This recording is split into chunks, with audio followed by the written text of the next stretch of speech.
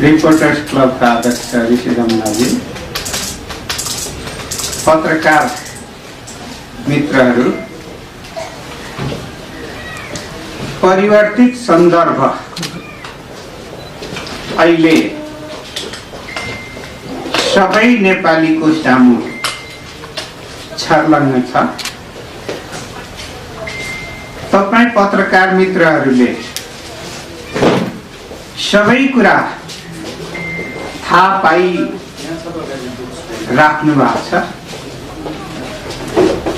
केही समयदेखि खास गरिकन नेपाल कम्युनिस्ट पार्टी भित्र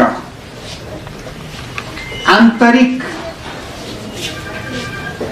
मतभेदहरू र त्यो मतभेदहरू संसद अर्थात प्रतिनिधि सभा विघटनसम्म पुग्यो र फेरि पुनर्स्थापित भएको छ र सर्वोच्चको नयाँ फैसलाले नेकपालाई दुई भागमा अर्थात एक हुनुभन्दा पहिलाको स्थितिमा पुर्याएको छ। नेकपा एमाले र नेकपा माओवादी केन्द्र। अब नयाँ सिराबाट फेरि दुईटा पार्टीहरू अगाडि बढ्नुपर्ने स्थिति पैदा भएको छ। त्यो सर्वोच्चको निर्णयको कारणले भएको छ। तर सर्वोच्चकै निर्णयमा दुईटा पार्टी एक हुन सक्ने पनि आधार दिएको छ। तर परिस्थितिले अहिले एक हुने स्थिति देखिएको छैन। त्यो भविष्यको निम्ति नै त्यो प्रश्न थाकिरहन गएको छ। अब अहिले सरकार नेकपाको सरकार नेकपा एमालेको सरकारमा रूपान्तरित भएको छ र नेकपा एमाले पार्टी फेरि पुनर्गठित हुनुपर्ने स्थितिमा पुगेको छ भने अर्कोतिर नेकपा माओवादी पनि पुनर्गठित हुने स्थितिमा पुगेको छ। मैले सुरुदेखि नै सार्वजनिक सञ्चार माध्यमहरूमा पनि जब प्रतिनिधि सभा विघटन भयो त्यतिखेरै मैले भनेको थिएँ कि फेरि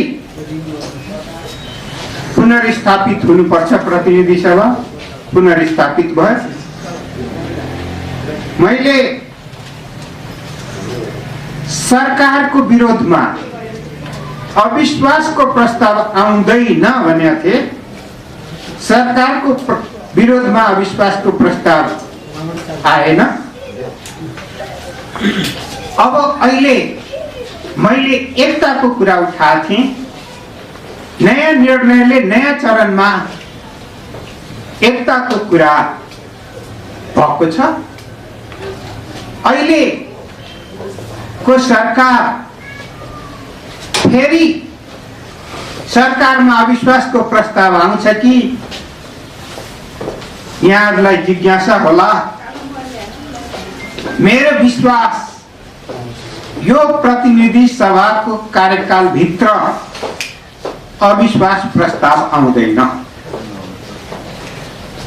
एउटा कुरा। अर्को कुरा के हो भने मैले सुरुदेखि नै अहिलेसम्म पनि मैले भनिरहेको छु कि सरकार 5 वर्षै चल्छ। र यो प्रतिनिधि सभाको कार्यकालभरि अन्य कुनै पनि पार्टीको नेतृत्वमा सरकार बन्दैन।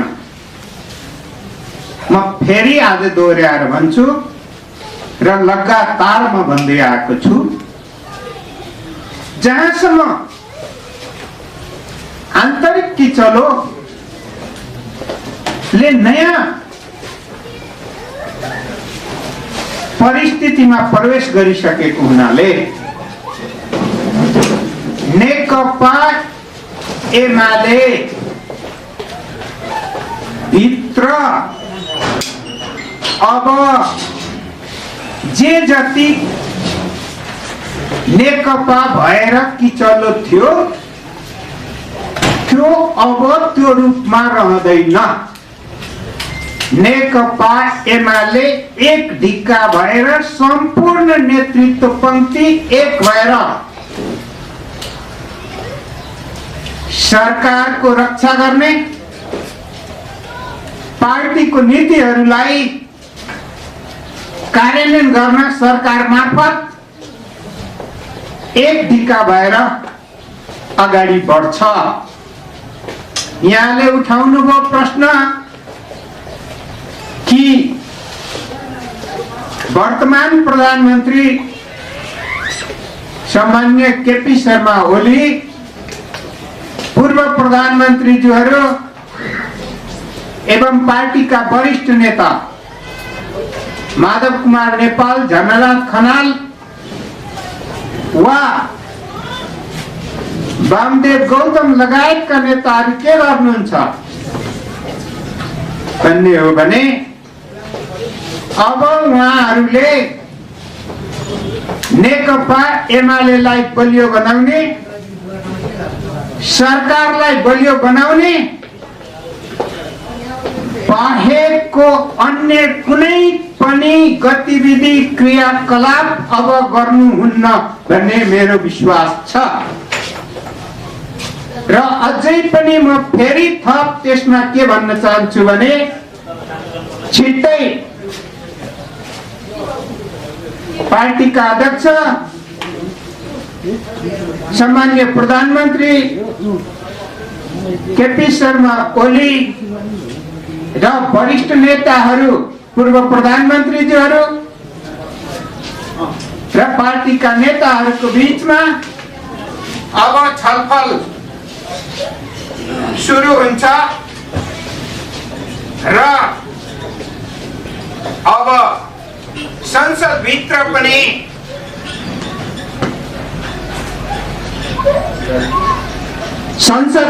पनि हिजो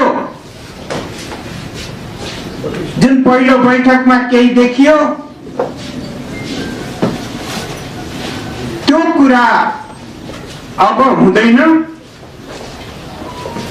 र म त अझै अगाडि बढेर भन्छु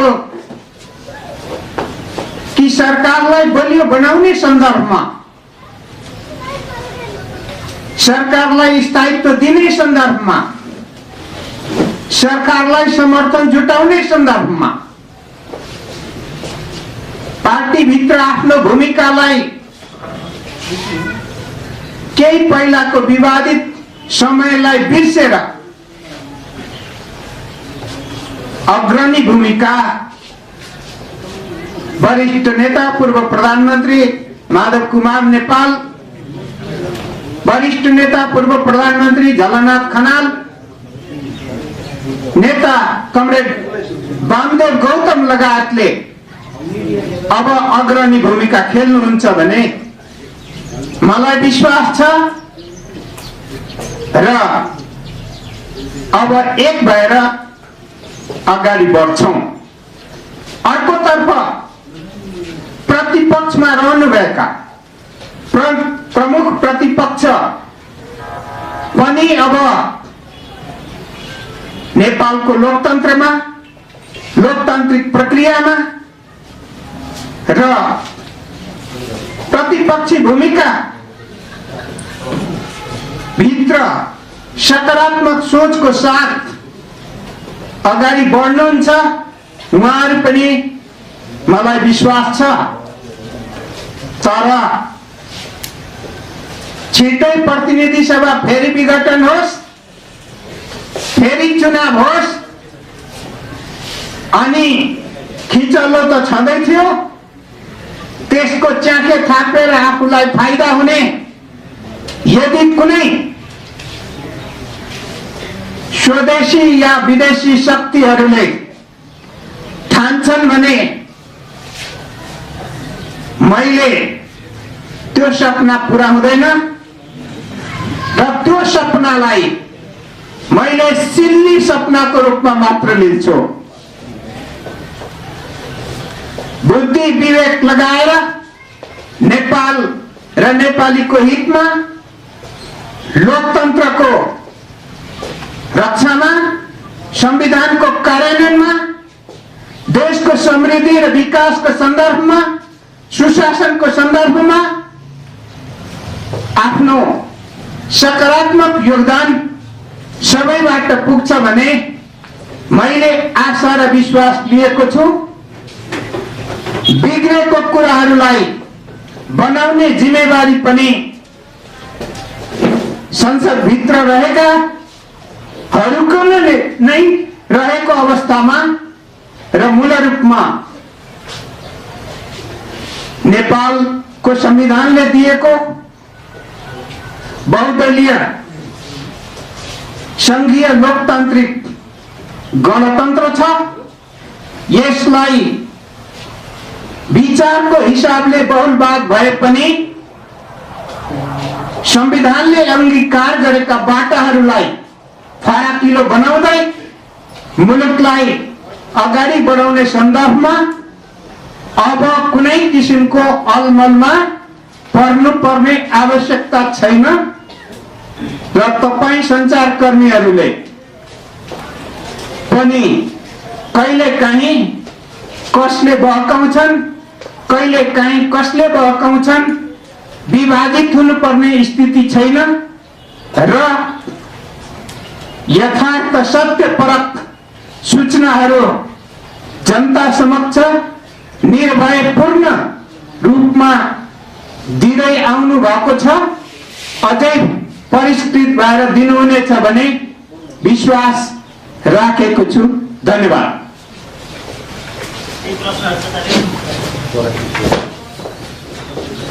मैले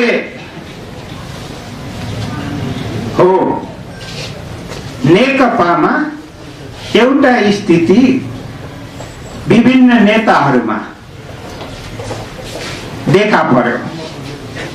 एउटै पदमा धेरै जनाको पुग्ने आकांक्षा र त्यो आकांक्षा पूरा गर्नको निम्ति कहिले कता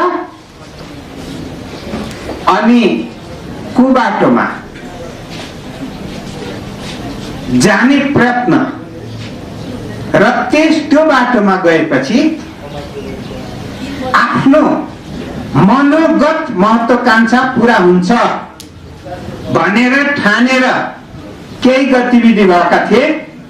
ती गतिविधिको पहिलो सुरुवातकर्ता अब कमरेड वामदेव गौतम हुनुहुन्थ्यो। अब त्यो ठाउँमा हुनुहुन्न, अब त्यो गर्नुहुन्न भन्ने म विश्वस्त छु। जस्तो नेकपा एमाले र माओवादी मिलेर बनेको सरकारमा अब माओवादी निस्किसकेपछि बहुमत पुग्दैन, त्यसको लागि अब सरकार बनाउने विकल्प के रहन्छ? सरकार छँदैछ। नेकपा एमालेको एक ढिका र मलाई विश्वास छ नेकपा माओवादी केन्द्रले यो सरकारलाई समर्थन दिनु बाहेकको विकल्प छैन।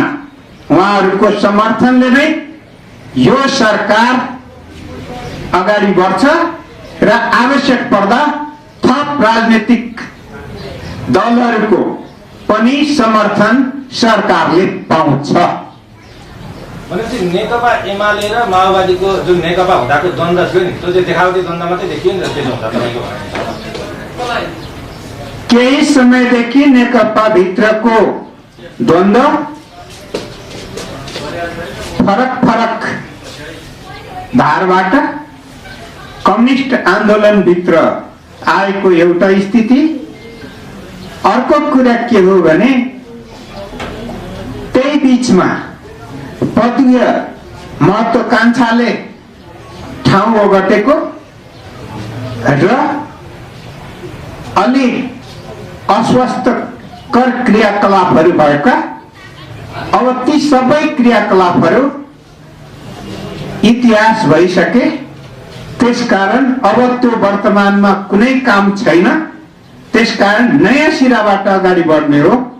नयाँ सिराबाट अगाडि बढ्दा नेकपा एमाले सम्हालेरै सरकार र संसदभित्र रहेका राजनीतिक पार्टीहरूलाई साथ लिएर अगाडि बढ्छ। जस्तो माधव नेपालको राजनीतिक अस्तित्वमा केही धक्का लागेको हो पछिल्लो समय यो निर्णयपछि? यो निर्णय पश्चात कसैलाई पनि धक्का लाग्यो भने ठान्नु हुँदैन। किन भन्दाखेरि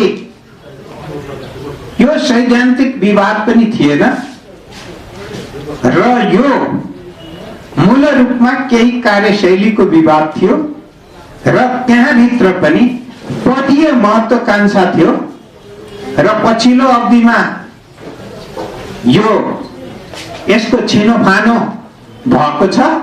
त्यस कारणले गर्दाखेरि अहिले जितेरै अगाडि बढ्ने र सकारात्मक सोचको साथ अगाडि बढ्ने, मिलेर अगाडि बढ्ने र बीचमा भएका अतिरिक्त क्रियाकलापहरू चाहे लिखित हुन् चाहे मौखिक हुन्, ती सबै समाप्त भइसकेकोले नयाँ स्तरबाट अगाडि बढ्ने कुरामा कुनै दुई मत छैन।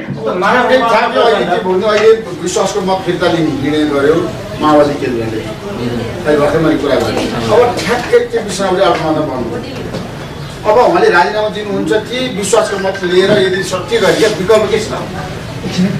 मैले नेताहरूले फिर्ता लिनुपर्छ कि भने चाहिँ केही बोलेको सुनेको हुँ। अहिले आज निर्णय भएको कुरा मलाई थाहा छैन।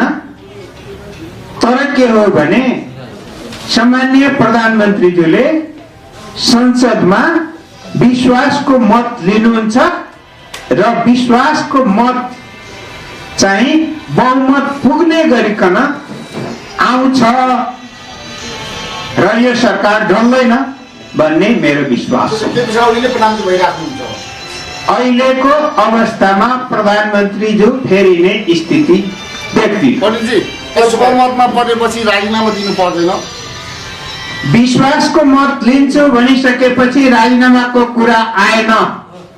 अनि अर्को कुरा, यो अदालतको निर्णयलाई कसरी लिनुभएको छ? यो माओवादी र एमाले मिसिएर चाहिँ नेकपा बन्यो। नेकपाबाट पनि चुनाव भएर केही जनप्रतिनिधिहरू चुनिएका छन्। अब तिनीहरूको व्यवस्थापन कसरी गर्ने? म यहाँ पत्रकार मित्रहरूलाई पुरानो कुरा पनि म एउटा सम्झाउन चाहन्छु। पूर्व प्रधानमन्त्री बाबुराम भट्टराईजी कुन पार्टीबाट चुनाव लड्नु भएको? कुन चिन्हबाट लड्नु भएको? उहाँलाई चिन्ह जुन पार्टीले दियो अहिले त्यो पार्टीमा हुनुहुन्छ कि हुनुहुन्न? त्यस कारणले पार्टीको विश्वास लिएसम्म जनप्रतिनिधिबाट कारबाही हुने स्थिति हुँदैन। मैले एउटा उदाहरणै प्रस्तुत गरेको हुँ। त्यस कारणले गर्दा अहिले कोही जनप्रतिनिधिहरू आत्तिनु पर्ने स्थिति छैन।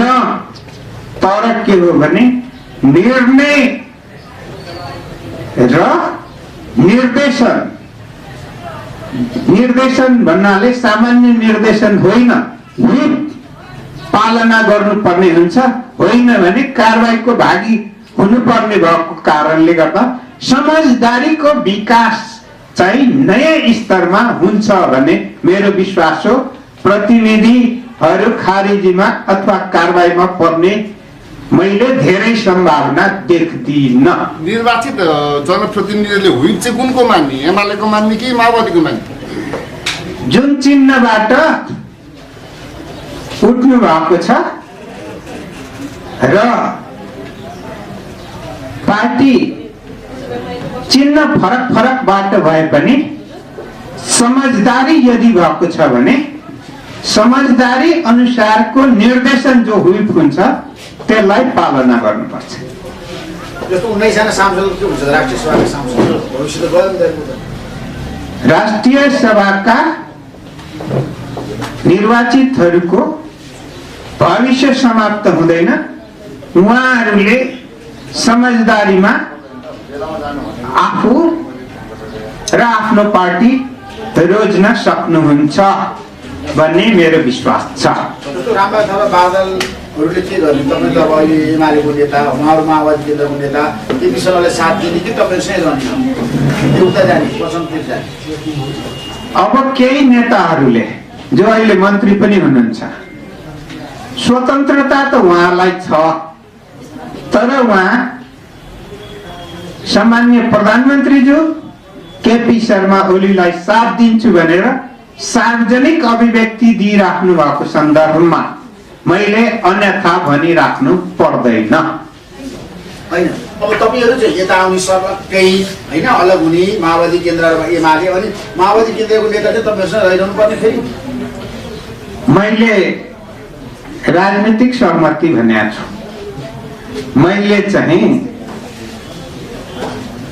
राजनीतिक सहमति बाहेकको स्थितिमा भन्ने हो भने दण्डको व्यवस्था, कारबाहीको व्यवस्था हुने भएकोले गर्दा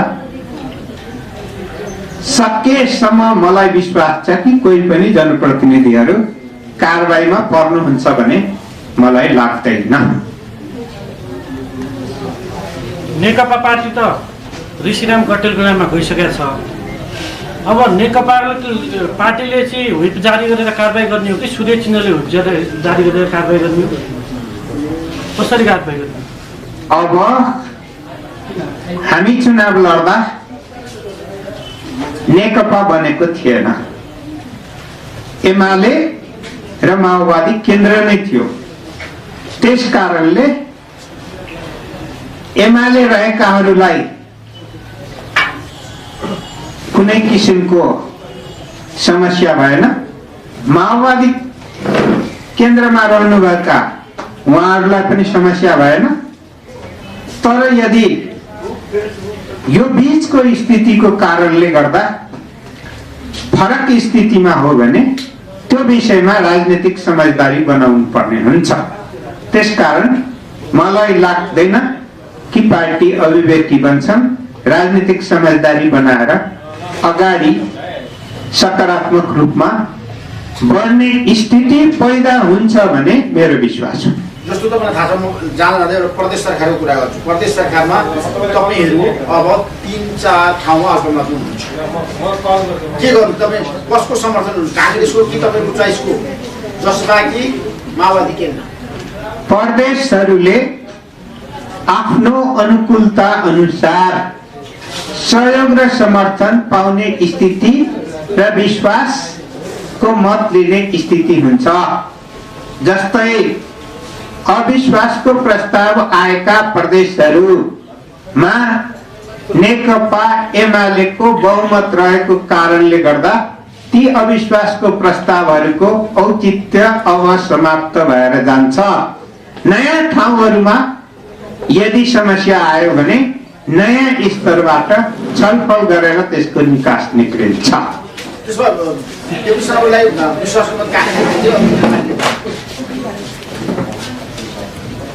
अब सामान्य प्रधानमन्त्रीज्यूलाई विश्वासको मत प्राप्त हुन्छ र मेरो त अहिले पनि के हो भने अहिले कहिलेकाहीँ म भन्ने गर्छु, आवेग र उत्तेजनामा गरिएका निर्णयहरू पुनर्मूल्याङ्कन गरेर यथार्थमा आएर निर्णय कार्यान्वयनमा जाने स्थिति हुन्छ। म किन भन्न खोजेको हुँ भने केही पहिला सामान्य प्रधानमन्त्रीज्यूलाई पनि पार्टीको साधारण सदस्य पनि नरहने गरिकन कारबाही गरिएको थियो। केही अर्थ छ त्यो आवेग र उत्तेजनामा गरिएका कारबाहीहरूको? पार्टीका विभिन्न तहमा विभिन्न पदहरूमा नियुक्ति गरिएको थियो र ती सबै नियुक्तिहरू जुन आवेग उत्तेजनामा गरिएका थिए ती सबै यथार्थपरक जबसम्म हुँदैन त्यो कार्यान्वयनमा रहँदैन। त्यसकारण सरकार ढल्दैन। यो सरकार पुरै 5 वर्ष चल्छ, पुरै प्रतिनिधि सभाको कार्यकालभरि चल्छ र सरकार ढालेर चुनावमा जाने यदि कसैको सोच छ भने त्यो सोच पूरा हुने स्थिति म देख्दिनँ। माधवभाइ नेपालले 40% पुर्याएर पार्टी पुर्याएर जानुभयो, के गर्नुहुन्छ? कता रहनुहुन्छ? म ढुक्कको साथ भन्छु ऋषि धमलाजी,